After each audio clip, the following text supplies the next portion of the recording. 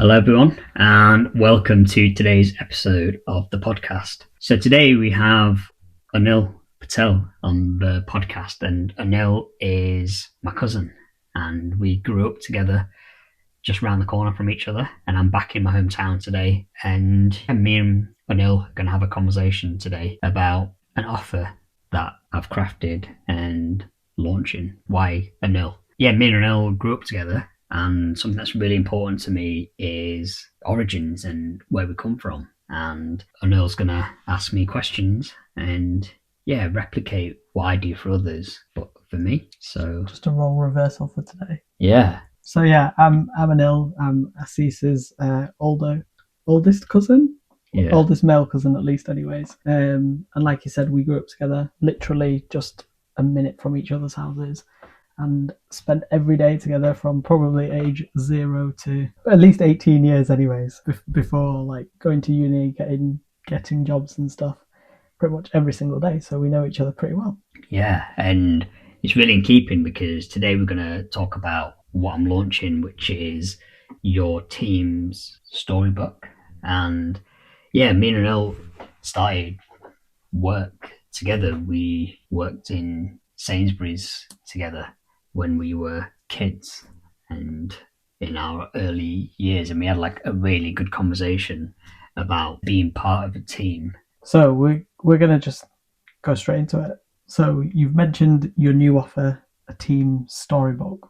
What is this? Your team storybook is a storybook for you and your team.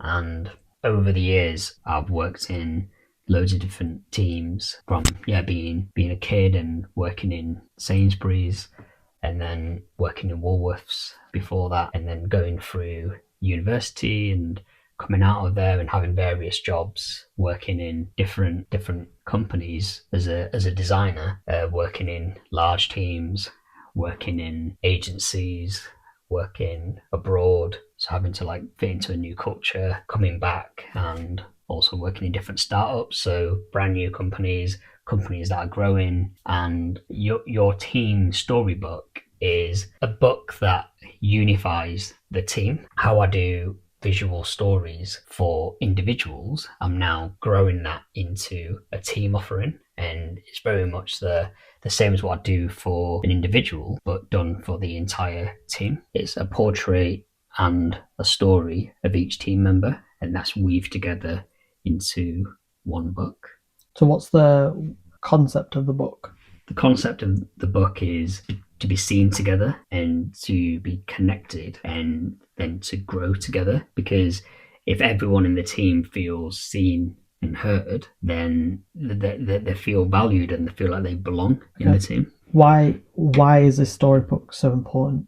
Yeah, it's so important because at the root of it, people need to feel valued, and we live in such a fast-paced world, and that's why this is important, because it's giving each person in the team space to feel safe to express and share what they've got to say. Ultimately, by doing that, feeling that sense of actually I belong in here, and it's removing that hierarchical structure of having people on different levels and everyone's on the same level. Like you each get a portrait and you each get a story, and within that you're all on the same level. And it's that feeling of belonging to a team, like feeling like you're part of it, feeling like you're equal, because we're all made from the same colours, blended differently, and just having space for everyone's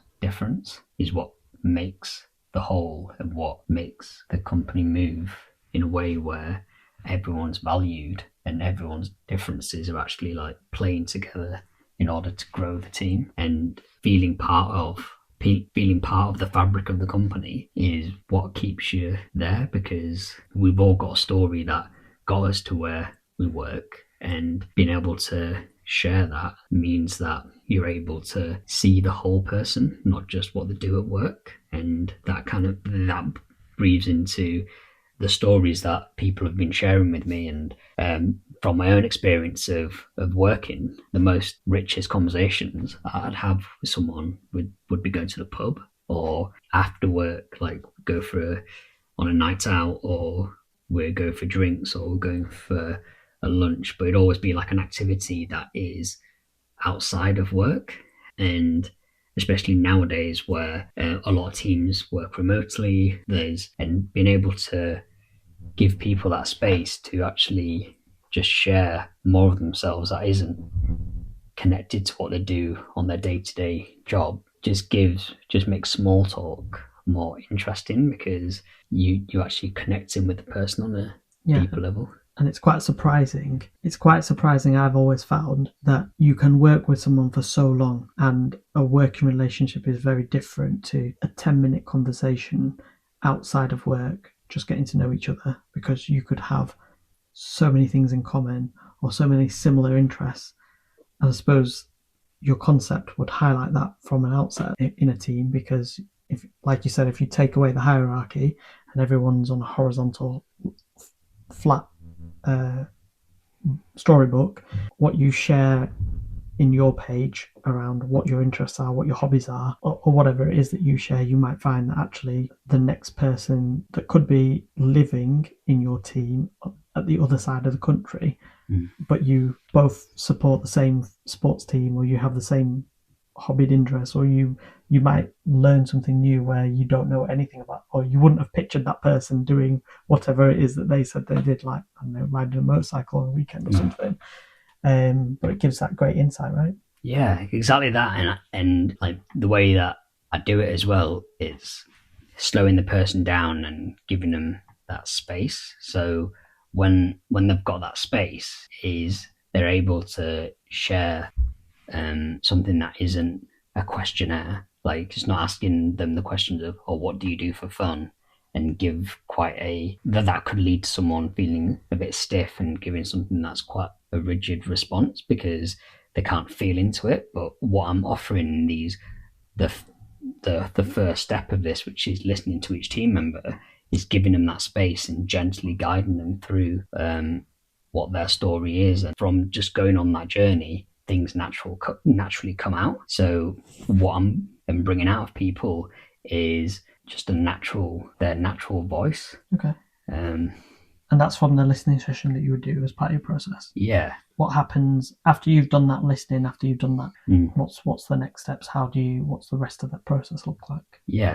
So yeah, like, just to reinforce that. So the process is a session with each team member, and typically that is 30 minutes with each team member, where I'd hold the space for them and hear them share their story of where they started to where they are today. And that arc can go in different directions, but that's for the person to share and for us to guide into what lights them up and what it is that they want to share, and that pulls out the story from them. And then the second part from that is to then taking that and doing a portrait of them and illustrating that journey in a way where they've mentioned certain like hobbies, then illustrating those. So it's not just a Word document, it's an illustrated version of what they shared. So then when someone looks at that, then they're able to see a reflection of, this is who the person is. Okay. And picture speaks 1,000 words as well. So it's combining that, like their authentic voice combined with pictures and illustrations to come together to be like, this is a profile of this person. Very much like a yearbook at school, like when we each got a page which was the yearbook page. Yeah. And it's very similar to that, in the sense of each page is individual, but it comes back to that, like with the horizontal piece where everyone gets the same space. Yeah. All that is then the third part of that is all weaved together into a story book, which is digital, but it can't be printed. and that becomes an artifact for the whole team, and everyone gets a copy. So if you're meeting someone for the first time, you can look into the book and get an idea of who that person is. And also it's printed, so a coffee table book for the team to use and spread, and the whole thing of they do it once. It could be once a year that they do it, or do it every 6 months, but it very much becomes part of the culture of celebrating the people that are in your team in that time. Yeah, I suppose it's a good way to get rid of that. There's always, when you first meet someone new, or if you're new into a team and you've got to do a round of creeping death almost of introductions, it sort of takes some of that edge away, because actually you get to read a little bit about the individuals you're going to be working with, or someone new that's just joined your team, that it just gets rid of that awkwardness of like, oh, I saw when you were in the yearbook page that you like football, or and you support this team. Me and you won't get on because we support a completely different team, or something. Yeah. Or it could be that you support the same team and you get on really well because of that. Yeah, it's like exactly that. You're just cutting through some of that, like that awkward chat at the beginning that no one wants to really be in. Like it's getting into the more enjoyable conversation where you're both resonating on something that you both enjoy talking about. Yeah. And then it's easy way to also see like the people that you connect with, like on a deeper level, and others that you may not do, and kind of it's a way to make friends quicker. Like if you've got someone who loves rock climbing, and you also love rock climbing, and they're expressing a certain level of passion for it, and you have the similar sort of passion, then you can easily connect with that person. Yeah. And it's bringing out that from each person. And I think everyone has their own ways of expressing themselves and their own passions, and coming from different places and being into different things, like just all those nuanced things. I feel like there's a lot in just the way that someone answers the simple questions of the things that someone brings out in that is a good indication of character as well. Yeah. And that is also a big part of it as well. It's like giving people the space, and whatever emerges, it's a good indication of them. So you talked us through your process. What do you get at the end of that process? It's a book and an illustrated story of each person from what they shared, that would then be illustrated into the form of a story, and that is then packaged together into a book, which is then digital and can be printed, and those optional extras are there as well for teams that want to dig deeper. And what problems do you envision this storybook solving for companies? Like surfacing those unseen voices in the team. Like I've been in work situations before where like the more confident, louder voices are the ones that get heard. It's giving everyone the space to be heard, and everyone's seen. So there's equality, and when everyone's seen, that creates the emotional connection across the team. You're not just judging people from what you see on the surface, and it also builds culture from the inside out, because the person has a chance to express who they are on the inside and feel safe in doing so. The teams may decide to do this when they're in a moment of change or growth or going in a new direction. And it's a real way to just align everyone in that point, because there's different companies who, for example, when a startup begins, there's very much a small team. And as it kind of gets more funding and grows, then the team grows and expands really quickly, but then it's hard to keep that closeness. And that's what this really solves as well, is keeping that closeness of the team, that togetherness. Togetherness, because everyone is coming back to the same central point, and being able to connect as one. So why would you say this is something that a company would need to do urgently? Making people feel seen before they actually leave. And making them feel part of the team while they're part of the team. You can't wait for a crisis before you do this. Is that nourishment and making everyone feel seen and valued and growing together. And it's also a chance to pause and reflect, because it's so expensive to get new staff. And when new staff members come in, that also changes the dynamic of the team. If people are leaving, then new people are coming in. It's a constant churn. Yeah, can be damaging for the culture. I suppose it's not just damaging for the culture of the organisation. It's also, I think companies probably don't understand how taxing it is for the individuals involved. Like if you're the hiring person, there's so much prep work that has to go into hiring new people. You've got to think around, okay, who do I want? What type of hours are suitable? What kind of person am I looking for? You've then got to go through all the rigmarole of putting a vacancy online or advertising a vacancy at the right platforms to get the right type of people in. You've got to then spend hours interviewing people. Then you've got post-interview work to do. And that's all tasks that are taking you away from doing your actual day job. And if you're not doing that, someone else in the team is having to do that. So you're adding the workload to other members of the team as well. When actually 3 weeks ago you had a really good candidate that's left you this extra workload.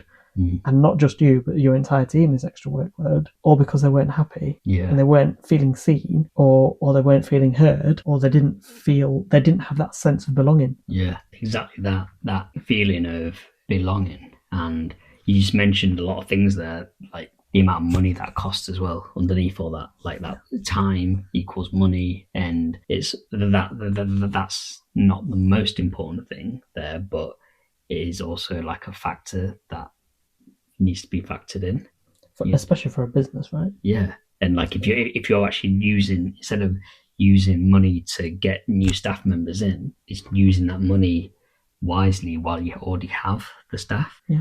And that's the big benefit of doing this, is it's investing in your people while your people are here, and also doing this piece of work.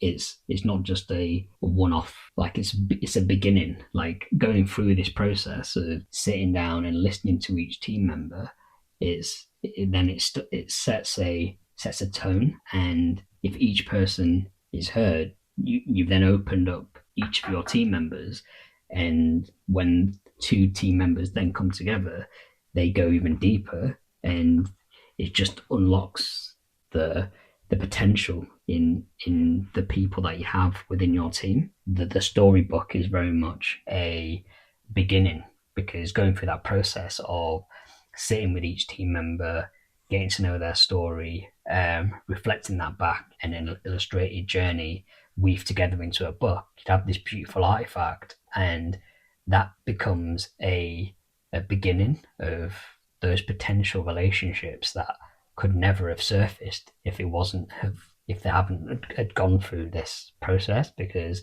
like the day-to-day is always the priority, but this gives an opportunity to just go that level deeper and talk about the things that are often not spoken about in work. And I think you're right. The people aspect is the most important thing. Like sometimes companies forget, whatever company it is, your people are your biggest asset. Without the people in your team, your company wouldn't be doing anything. So investing in people is never something that any company can go wrong with, right? Yeah, exactly. Speaking of companies then, so what's the financial benefit for companies? Yeah, this supports retention, supports morale, supports clarity in helping your team to work better together, and also gives you that new sense of like purpose and trust. And when there's that sense of purpose, it's like you moving towards this North Star together. That's what it is. It's like, it's not just a book, it's a tool for unlocking the energy within the team, and that when different energies gets unlocked, that creates the loyalty and also the creativity within the business, because there's more connections that are now accessible and open. Yeah, definitely. So the big question, what's the investment?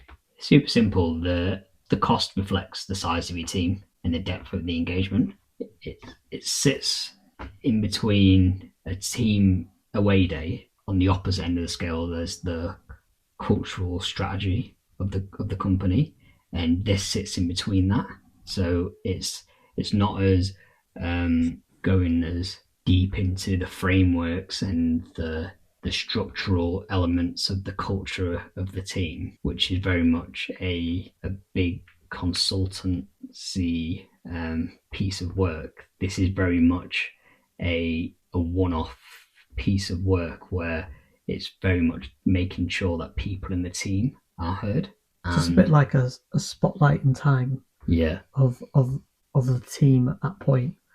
And I suppose that's what makes it something that a company could then start to do annually or at a periodic time. And that's where the yearbook piece, I guess, comes in, because it's like it's your team evolving, or that team evolving through time over the years, or over the years. These are the people that we've had in our team, and whether they stay within the company or they go on to something different, but you could potentially have the next CEO of someone else that's you can show in your company. Yes, they started here in 2025. Yeah, exactly. Yeah. That's the product in a nutshell. So what's the first step? So the first step would be to get in touch with me, and I'll share the details to the website and my email address. And the first step would be a conversation, and we'd have a call where we explore what your team is at the moment, what you're currently working towards, and what the intention would be behind doing your team storybook. Yeah. It's been amazing to have you on today, Anil. Yeah, bringing it back to you being my cousin. Yeah, we are part of the same team because we are part of the same family. Yeah, the fact that we work together professionally, but also just the fact that we're part of family. Yeah, that's why I wanted to bring you on, and have this conversation with you specifically, because holding that space to actually share with someone that I trust and feel safe to do so with. So yeah, it's been great being on. Yeah. Well, thank you very much, Anil. No problem. How would you summarize your team storybook? I think you've summed it up nicely. It's a yearbook for me. For me and my team, I would use it as a yearbook. I would like to see in my team, I'd like to see who I've got in my team now, and in a year's time come back and do the whole process again with who's in that team. And if it's the exact same team with the exact same people, then I want to know what's different in their lives from last year, because I think it's not something that's the same. It'd be like, oh, okay, I know Steve's had a baby, and his focus and his priorities and his whole fundamentals have shifted to be family orientated. Or it could be someone that's just gone through life changing experiences, or their life has completely shifted, their family's expanded or changing, family dynamics are changing, kids could be moving away. How do their priorities shift? What have been their key achievements over the last year? What's different? So that it's not something, it's evolving, so that I think you'd always have that piece talks to who is that individual, but then if those same individuals are in that team next year, what more do you want to know about them? Because again, it's your people, right? You want to know about the people. Yeah. You don't necessarily want to know about the work all of the time. You've got Monday to Friday, 9 till 5, to know about work. Well, I want to know about my people. That's some that. I like that.